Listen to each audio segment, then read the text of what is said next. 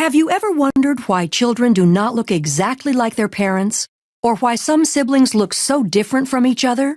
The answer lies in the process of meiosis, which generates the gametes for reproduction. Meiosis is the process by which haploid cells are produced from a diploid cell. For this to occur, the chromosomes must be correctly sorted and distributed in a manner to create genetically unique cells with half the number of chromosomes as the original cell. Meiosis occurs in special cells called germ cells within the gonads of males and females. For the successful reduction in the number of chromosomes to occur in the new haploid daughter cells, 2 rounds of divisions are necessary. These divisions are termed meiosis I and meiosis II. Although the processes of mitosis and meiosis look similar, there are a few major differences. One obvious difference is that mitosis results in 2 diploid daughter cells, and meiosis results in 4 haploid cells.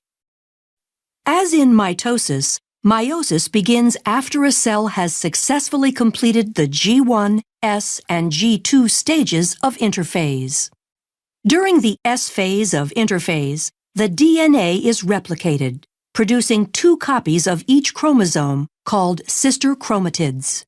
The paired centrioles in the cytoplasm duplicate and begin extending microtubules that will form the meiotic spindle. Sister chromatids remain attached at the centromere and condense as the cell enters prophase I of meiosis. Up to this point, the cell looks similar to mitosis, but 2 events occur in meiosis that do not occur in mitosis and lead to genetic diversity.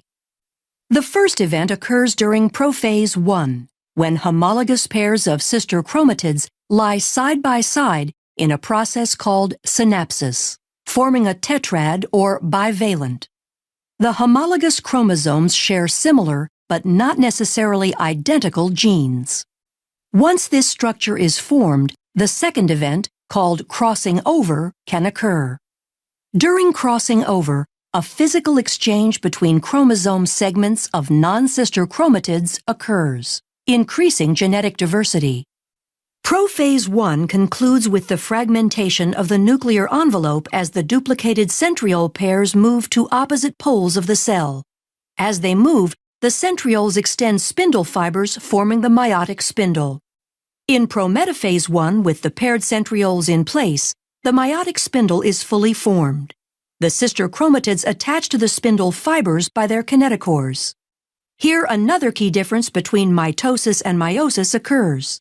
Because of synapsis and crossing over in meiosis, homologous chromosomes remain aligned, so that a pair of sister chromatids is attached to only one pole by the kinetochore microtubules. In mitosis, each sister chromatid is attached to a spindle fiber. The fibers originate from opposite poles. During metaphase I, bivalents randomly align along the metaphase plate. Due to independent assortment, this alignment is random and adds to genetic diversity. In anaphase I, the homologous chromosomes separate and move toward opposite poles.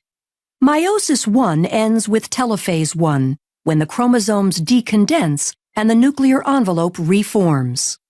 Cytokinesis separates the cytoplasmic material, and the 2 daughter cells are separated by a cleavage furrow. Since the final product of meiosis I is 2 haploid cells, meiosis II begins without the chromosomes going through another round of DNA replication. Centrioles again duplicate and begin moving to opposite poles of each cell. In prophase II, the sister chromatids condense while the spindle starts to form as the nuclear envelope disappears. In prometaphase II, the sister chromatids attach to the spindle by kinetochore microtubules, with sister chromatids attached to opposite poles. The spindle aligns the sister chromatids along the metaphase plate during metaphase II. During anaphase II, sister chromatids separate and individual chromosomes move toward the poles. The entire process ends with telophase II, as the chromosomes decondense and the nuclear envelope reforms. Cytokinesis occurs, and cleavage furrows separate the 2 daughter cells into 4 haploid daughter cells. The haploid daughter cells will specialize into gametes, either sperm or egg. These fuse in fertilization to form a zygote, which will grow into a child.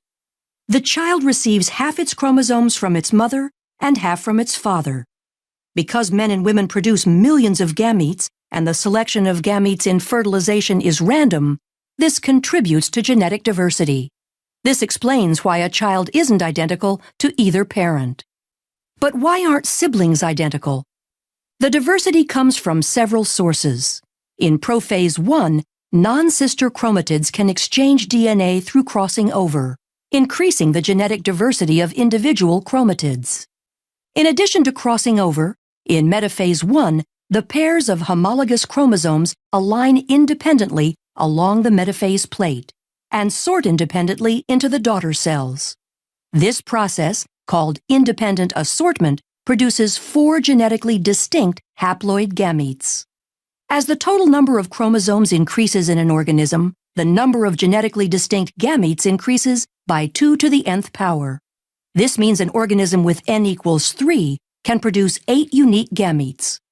For humans where n equals 23, there are 2 to the 23rd power unique gametes formed, or over 1 million different possible combinations. The combination of independent assortment, crossing over, and the random pairing of gametes during sexual reproduction increases genetic diversity and explains why a child will not look exactly like his or her parents or siblings.